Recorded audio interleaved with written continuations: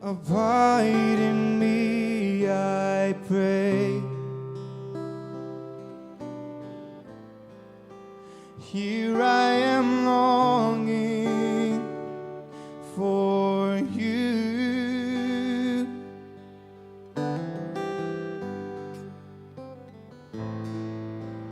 Hide me in your love and bring me to my knees.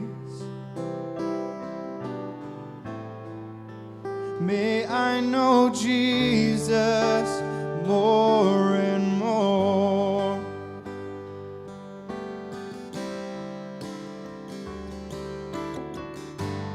Come live in me all my life. Take over.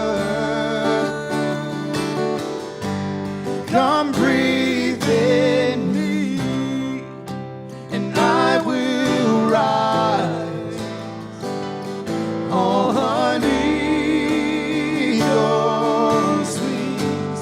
Come live in me all my life. Take over. Come breathe in me, and I will rise on eagle's wings.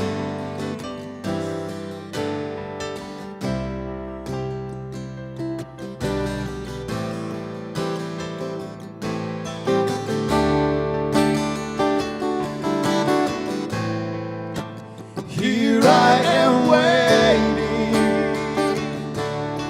Abide in me, I pray.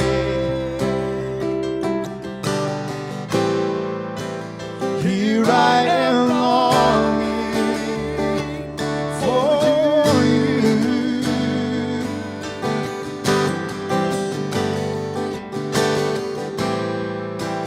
Hiding in your love and bring me to my knees.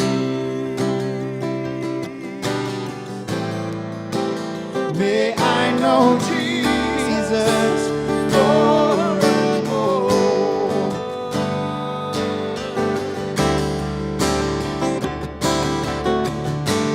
Come live in me all my life. Take over. Come breathe in me, and I will rise on eagle's wings. Come live in me all my life. Take over. Come breathe in me, and I will rise on eagle's wings. Come live in me all my life. Take over. Come breathe in me, and I will rise on eagle's wings. Come live in me, and all my life. Take over. Come breathe in me, and I will rise on eagle's wings, and I will rise on eagle's wings. and I will rise on eagle's wings.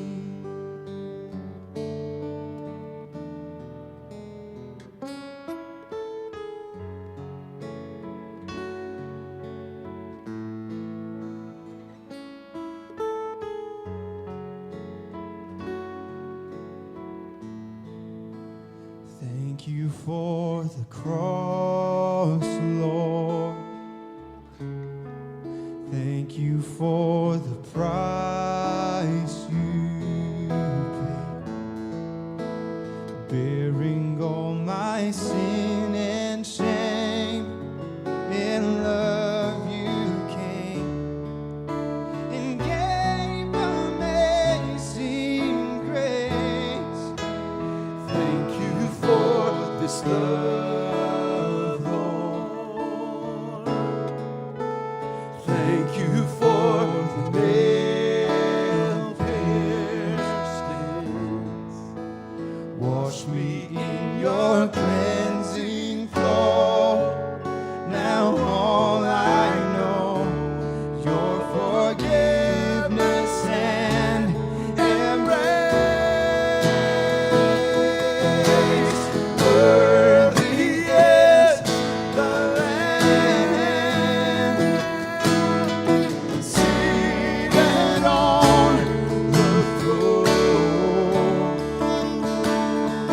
Crown you now with many crowns. You reign victorious.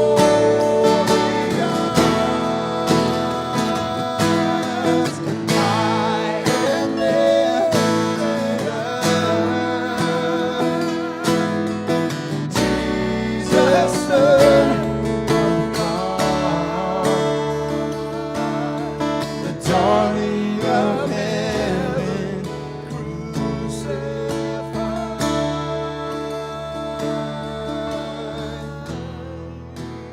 Worthy is the Lamb. Worthy is the Lamb. So worthy are you, Lord.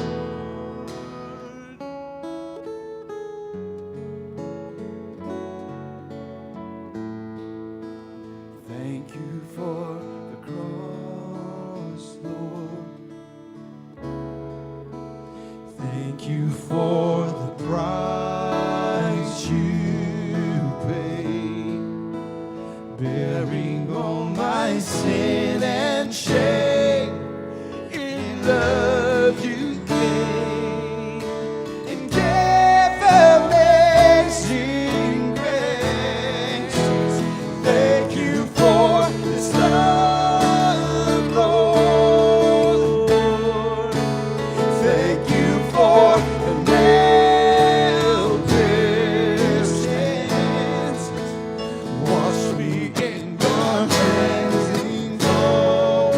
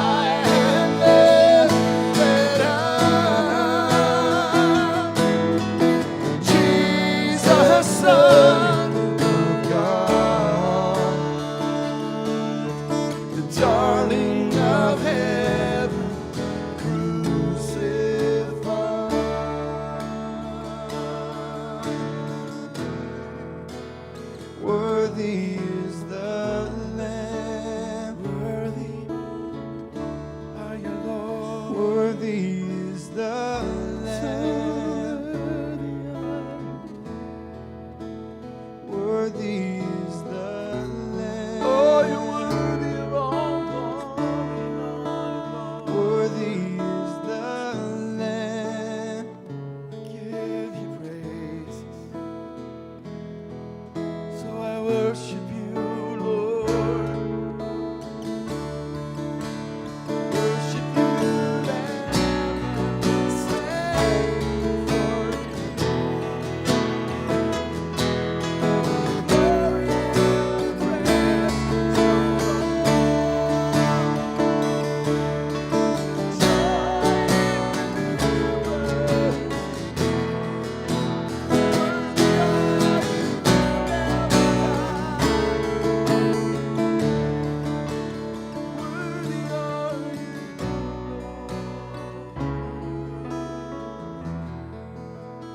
worthy is the Lamb.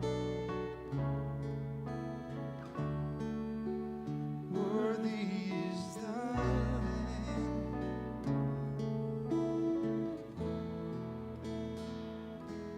God, thank you so much for this evening. We just want to worship you in everything that we're doing tonight. We want to honor you. We want to follow your direction. And we want to receive from you tonight. Thank you so much for the peace that you give us. Thank you so much for the sacrifices that you made. We're just going to give you all the glory tonight. We're going to give you all the worship in Jesus' name.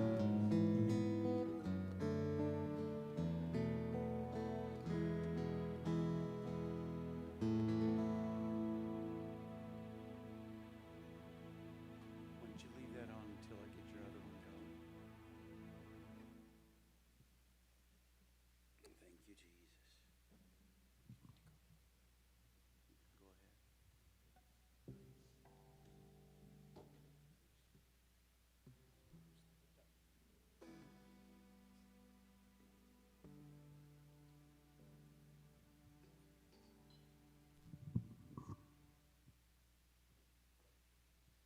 I'm going to go grab my laptop. So those of you, if you're watching the stream, if you're seeing nobody at the front, that's what's going on.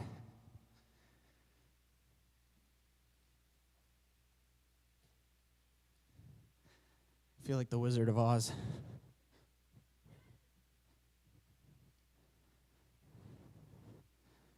So how's everybody doing? Good. I'm going to move down if that's okay with you.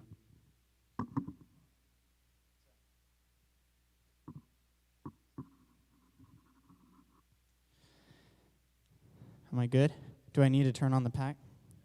Okay. Wasn't sure if we were going that route or not.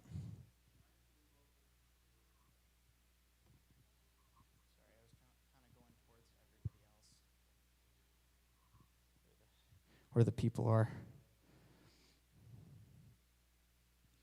Okay. Is it working? I'm going to take, sounds like something's picking up. Okay. You guys can hear? You're good? All right. I'll talk loud if I need to. Okay, so I'm going to pull up my notes here real quick. This is kind of nice. I planned 2 songs, and to try to kind of make it so I don't preach very long. So I was trying to kind of buy myself some time here. So we're starting at a good spot. So I just want to talk about, this evening I want to just talk with you guys about discipline in the church. Because I think it's something that kind of goes, I'm sorry, I am off to the right. Should I stay in the middle for the video, or? It might make it easier. Okay, I'm going to angle myself a little bit this way, though. So I want to talk about discipline in the church because I think it's something that goes kind of we sweep it under the carpet a little bit. It's not so important. And I think us as Christians, we need to be the most disciplined people of all. Why? Because we're disciples of Christ. And it's super frustrating. I'm not saying this in a condemning way, but we should be the exception. We should be the greatest people in the world at being disciplined. In our workplaces, we should be the Travis. Travis is one of the hardest working guys I've ever met in my life. He's a great disciplined person. He drills himself. He makes himself do things every single day that help him get with his walk with God. So I just kind of want to go over, I'm going to start off with the definition of discipline and kind of what the root is, and we'll kind of go from there. But so discipline comes from, I'm going to mispronounce this, I know it, but the Latin is discipulus. And so it means, and it's the same Latin root as disciple as well. So discipline and disciple, same word. And I talk to the youth kids about this all the time because I always say that discipline is so important. I try to reinforce it, at least in every message. I try to kind of throw it in there because it's just something it can be such a great foundation, not even just for our faith altogether. I always tell them discipline sounds like your parents are going to spank you or something. But discipline is a lot more than that. So if you look up the definition of discipline, it comes up with punishment, yes. But a lot of the times what the Bible is referring to is that secondary definition. It's referring to train or develop by instruction and exercise, especially in self-control. And actually, if you go and look in the Bible, you'll notice that if you switch from translation to translation, self-control and self-discipline are pretty interchangeable. Happens a lot. And then a disciple is one who accepts and assists in spreading the doctrines of another. But I'm going to go back to the Latin. So if you go back to the Latin, it's the same word, but if you look at discipline, discipline means knowledge. Disciple means learner. So we can kind of put two and two together. So if discipline is to train or develop by instruction and exercise, especially in self-control, then the knowledge that we're trying to obtain as disciples is how to train or develop by instruction and how to exercise, especially. That's the knowledge that we're trying to, especially in self-control. The knowledge that we're trying to obtain, the things that we're trying to learn are self-control, exercising self-control, and training and developing an instruction. And then, so if we're disciples of Christ and we're trying to assist in spreading the doctrines of Jesus, by definition, we should want to obtain the knowledge of discipline. So I'm going to kind of start off. This is kind of a long portion, and I really apologize. Oh man, I left out my reference, and this is kind of bad, but I'm just going to read through this. This is biblical. So this is a long portion, and I'm going to read through it kind of fast, and you guys can follow with me. But, you can't follow with me because I don't have the reference. But in your struggle against sin, you have not yet resisted to the point of shedding your blood. And you've completely forgotten this word of encouragement that addresses you as a father addresses his son. It says, "My son, do not make light of the Lord's discipline, and do not lose heart when he rebukes you or disagrees with the decisions you're making." Let's see. Because the Lord disciplines the ones he loves, and he chastens everyone he accepts as his son. Hebrews 12:4. Thank you, Mom. Through 12. We're going through 12 here. Hebrews 12:4 through 12. Endure hardship as discipline.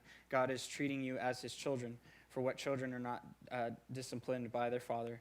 If you are not disciplined and everyone undergoes discipline, then you are not legitimate, not true sons and daughters at all. So we should take this task, this challenge of discipline as it's just part of being sons and daughters of Christ, or of God. Moreover, we have all had human fathers who disciplined us, and we respected them for it.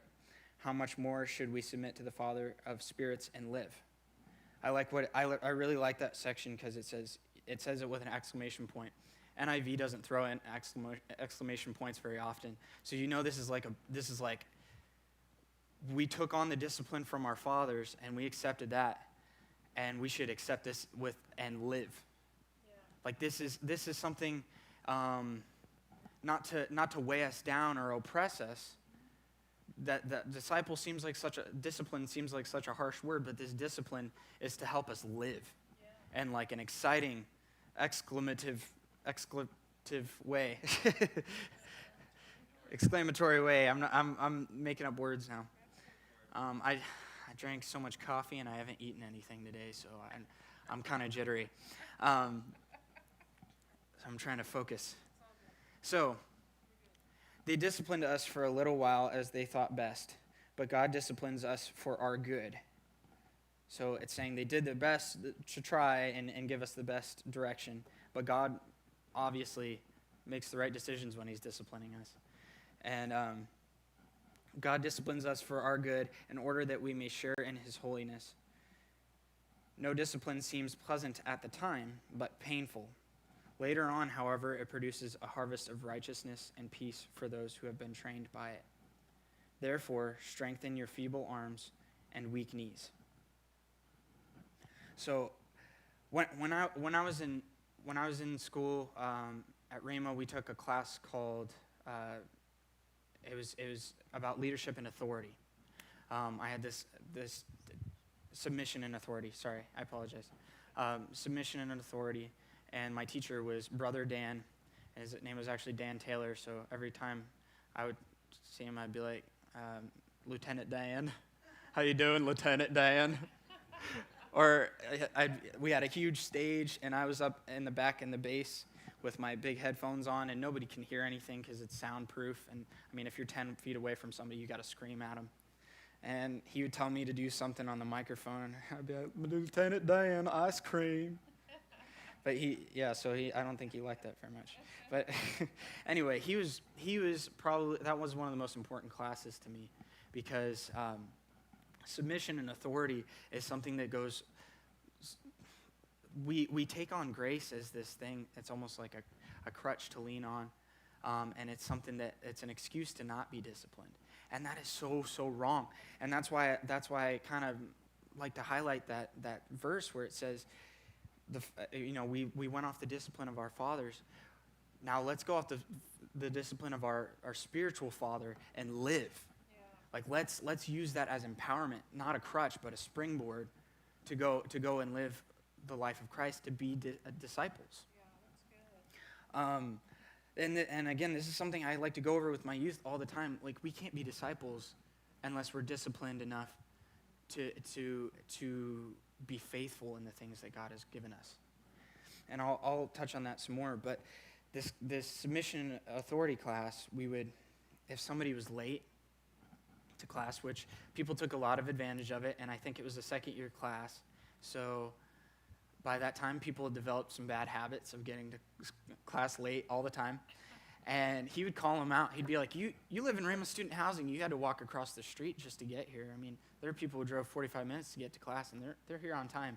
He'd be like, you're sitting in the back, and it's gonna hurt your grade. You know, he was pretty harsh, but he had so much discipline in his life, and there's so many fruits of that.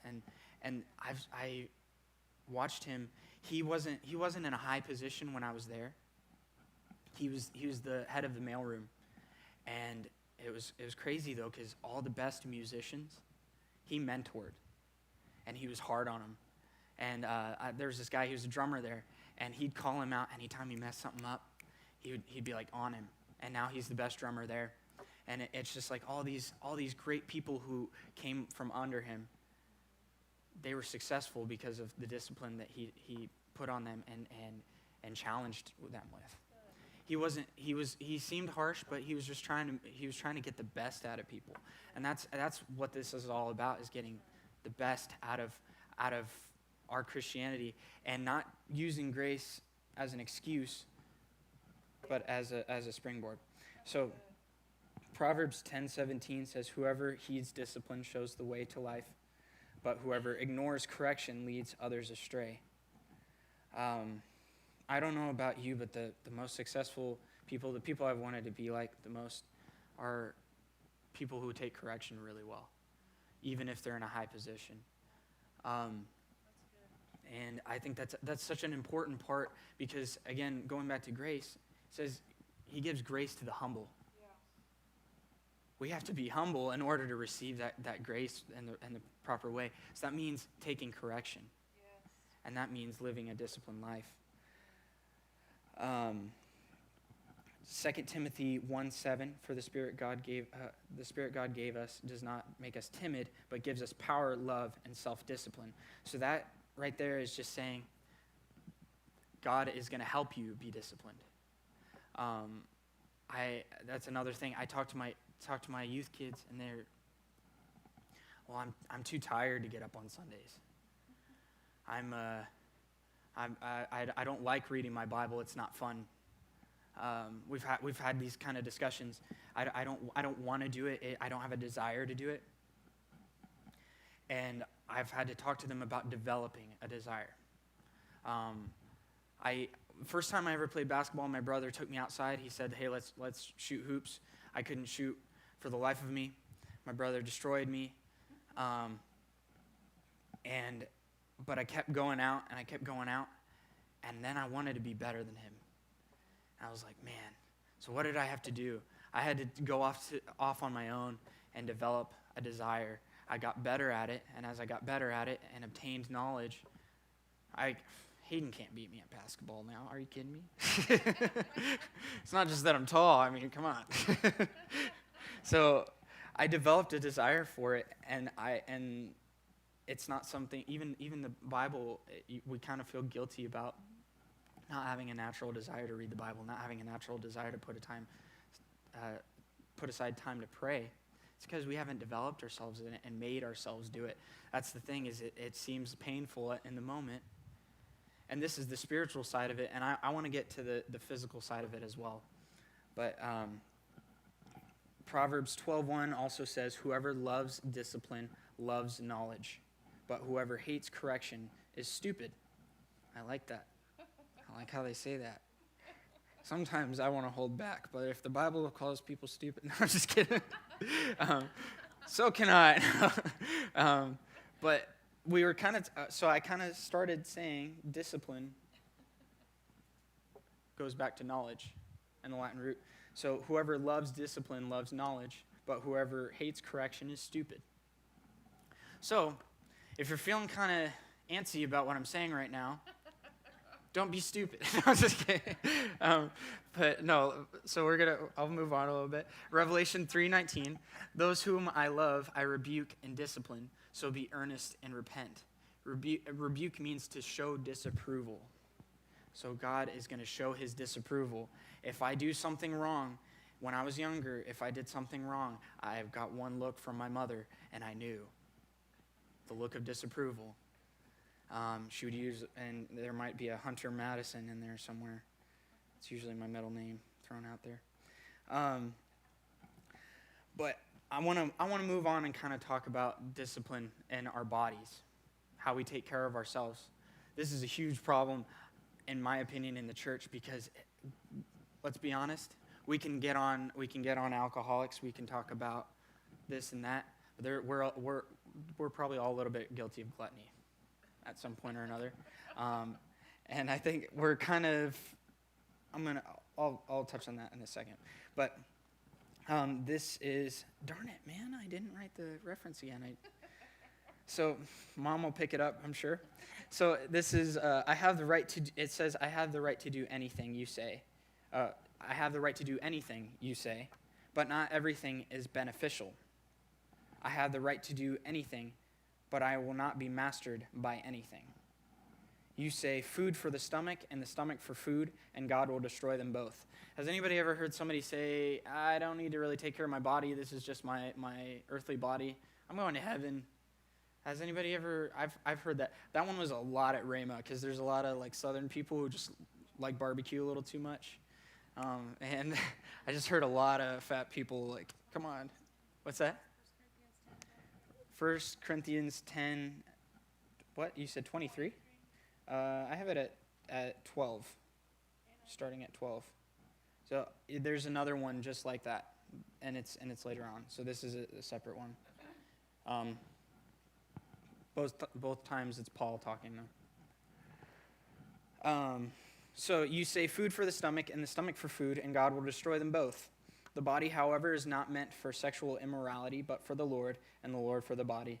By his power, God raised the Lord from the dead, and he will raise us also. Do you not know that your bodies, and that's another encouragement. I'm not just condemning everybody. This is something that God gives us power to do, where we are able to do these things. By his power, God raised the Lord from the dead, and he will raise us also. Do you not know that your bodies are members of Christ himself? Shall I then take the members of Christ and unite them with a prostitute? Never. Do you not know that he who unites himself with a prostitute is one with her in body? For it is said, the two will become one flesh. But whoever is united with the Lord is one with him in spirit. Flee from sexual immorality. All other sins a person commits are outside the body, but whoever sins sexually sins against their own body. Do you not know that your bodies are the temples of the Holy Spirit, who is in you, whom you have received from God? You are not your own. You were bought at a price. For 1 Corinthians 6:12 through 20, that's it. You were bought at a price, therefore honor God with your bodies. Don't you know that you yourselves are God's temple and that God's Spirit... I kept reading on. So you are not your own, you were bought at a price, therefore honor God with your bodies. There was this skateboarder back in the 80s and 90s. His name was Christian Hosoi. I might have touched on this in an offering message once. But he was a big deal right when Tony Hawk, everybody knows Tony Hawk, right? He was actually better than Tony Hawk. He was beating out Tony Hawk. He was making hundreds of thousands of dollars a year when he was like 13, 14, just skateboarding. Made tons of money, got super famous right off the bat, and got super into drugs. He started on an addiction with crystal meth. Did crystal meth every single day, multiple times a day for 5 years straight. He was arrested trying to get onto an airplane with drugs, and went to prison. And when he went to prison, his wife, or at the time girlfriend, was just saying that I'm gonna go to church while you're here because we need God in this situation. He's like, why do we need God? You know, he's in a bad place. He goes into prison, and he's meeting all these guys that are younger than him, and he's asking them, you know, they're all like, oh my gosh, you're Christian Hosoi. I mean, this would be like Michael Jordan of skateboarding coming into prison with you, and they'd be like, man, we looked up to you. You were our idol, and he got to see his influence in place. He was disciplined in drug addiction, and so he did it every single day. It was something that he made himself stick to. But he started reading the Bible and he got saved. And now he goes around preaching. But he has such an amazing testimony, and what he says is so cool, because we should have this, we should be able to relate to this, that this man who had total drug addiction, he says, I don't even want to drink NyQuil from a bottle. He's like, because I don't even want to go close to where I was at one point. And he's so dedicated, so disciplined now in the opposite direction that he doesn't even want the hint of alcohol that's in the NyQuil. He's like, I'm going to take it in the pill form. It's not going to get me drunk. It's not going to do anything, but I don't even want to go near it. You know, avoiding the appearance of evil. I mean, that's like extreme, but why not? If we want to be disciples of Christ, if we want to chase after what he's wanting us to do, then why not?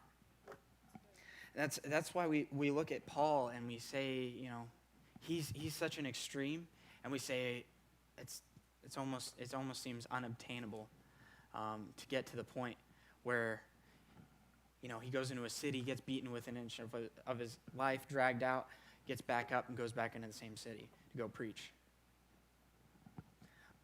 But if you look at Paul and the things that he says, Paul even says that he disciplined his body so that he could go and do more.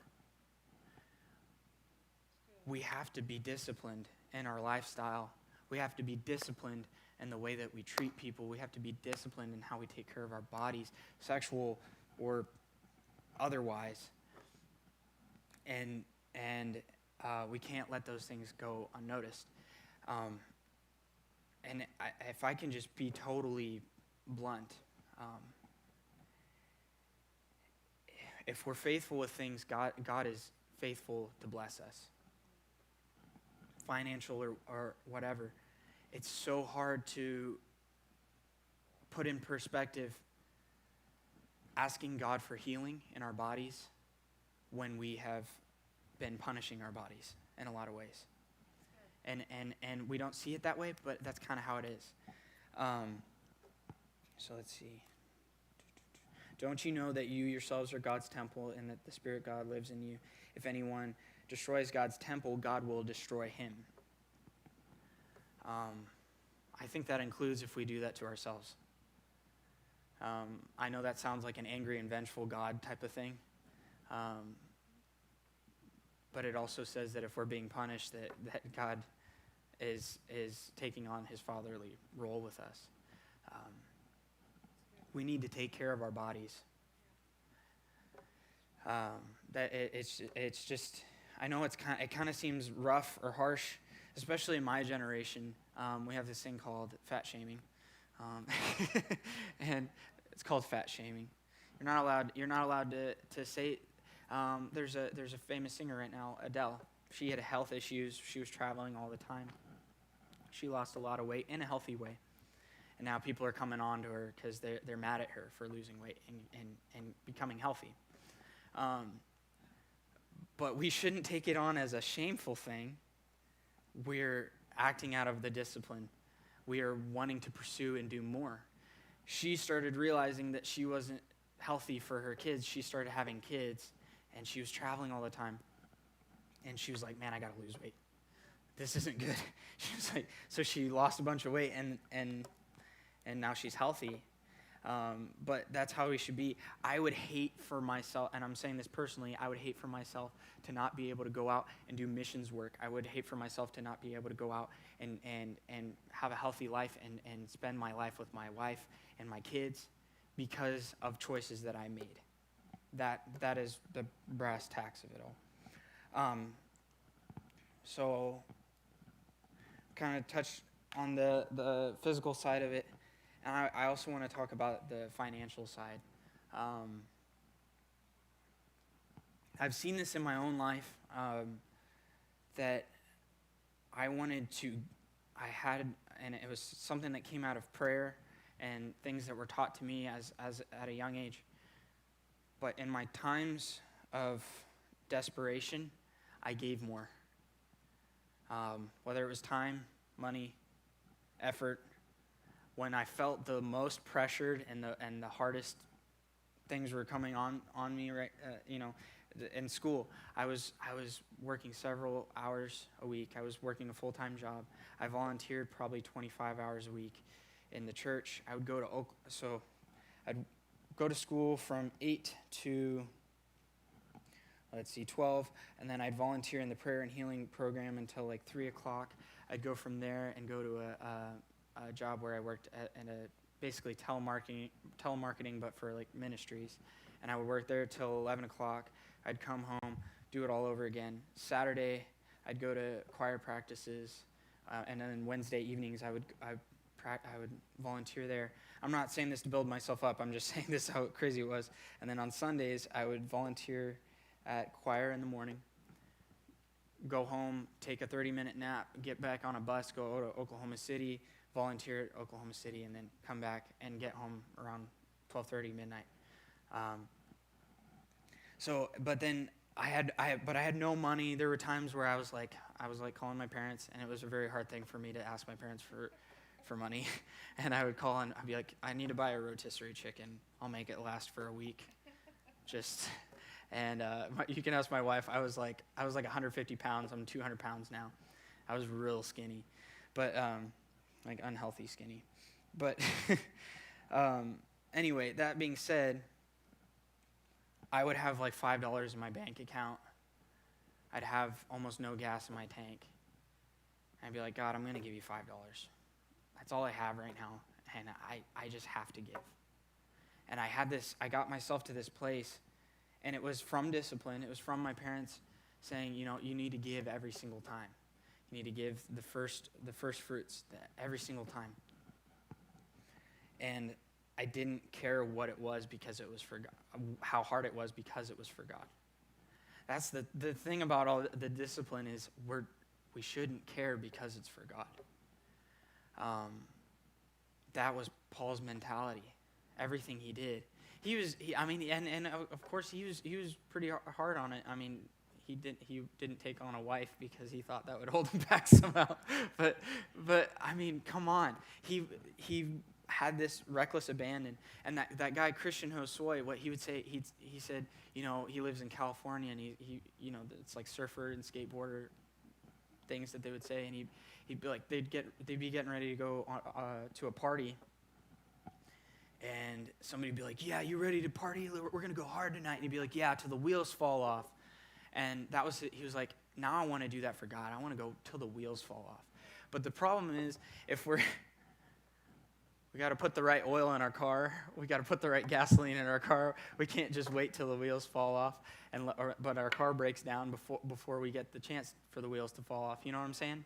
That might be a weird analogy. But we let ourselves break down until we reach that point, of that breaking point. God says He won't let us take on any temptation that we're not able to handle. He'll let us bend but not break.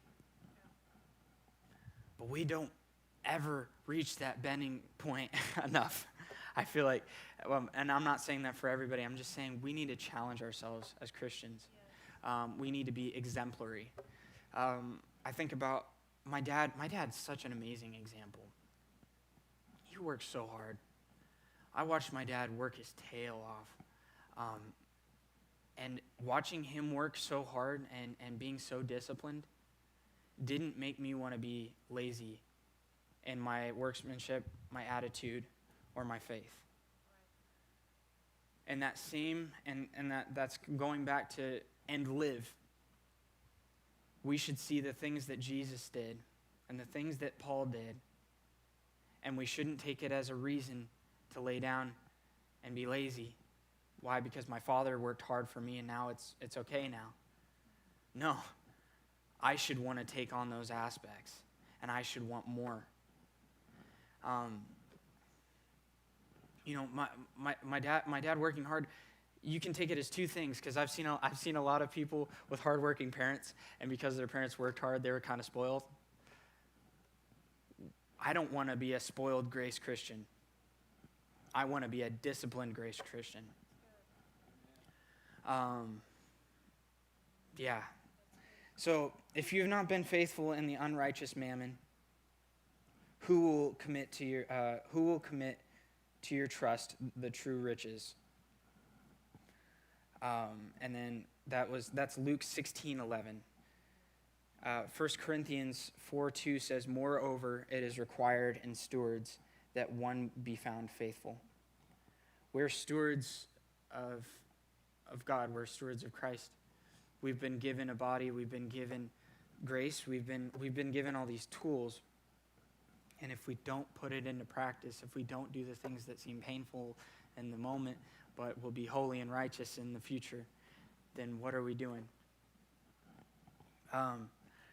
There's this book called The Richest Man in Babylon, and it was written in the 1800s, I believe. And this is even a secular thing that was taken on, and it talks about the richest man in Babylon. Everybody's going and asking him how he got so wealthy, because he was just as poor as everybody else starting out.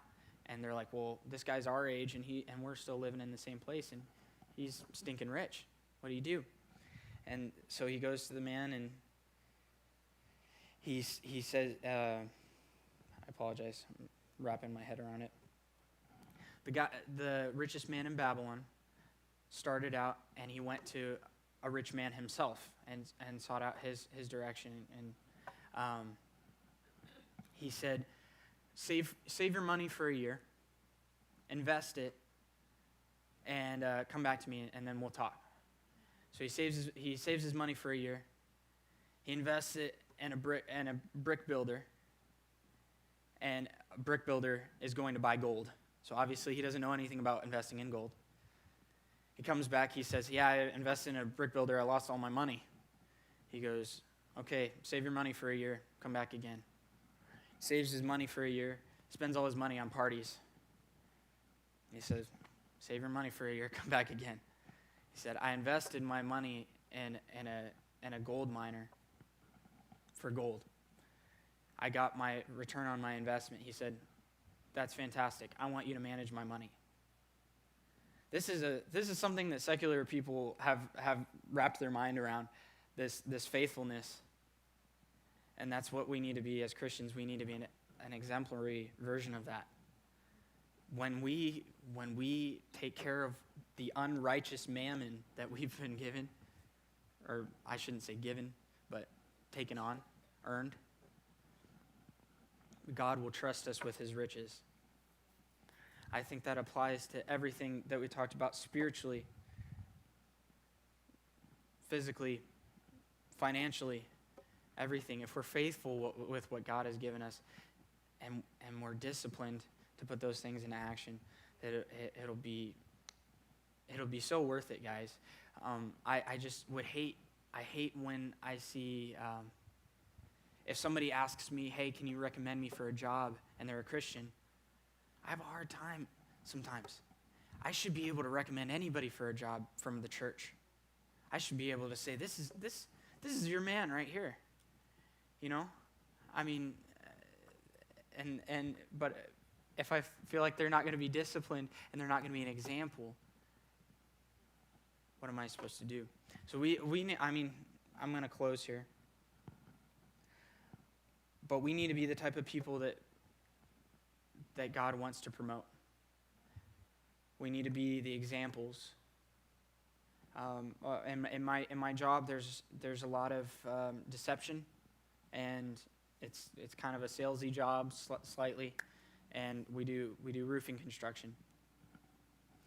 And there's a lot of people who use a lot of deceptive tactics. They're forceful. They don't take on Christian values too much, and people see that I'm not that way. I'm not saying I'm perfect. I'm not saying that at all. But I'm saying people will see the light in you, and they see that from your disciplined lifestyle. You can love Jesus and be the happiest person on the planet, but if you're lazy, the world will not see the light in you.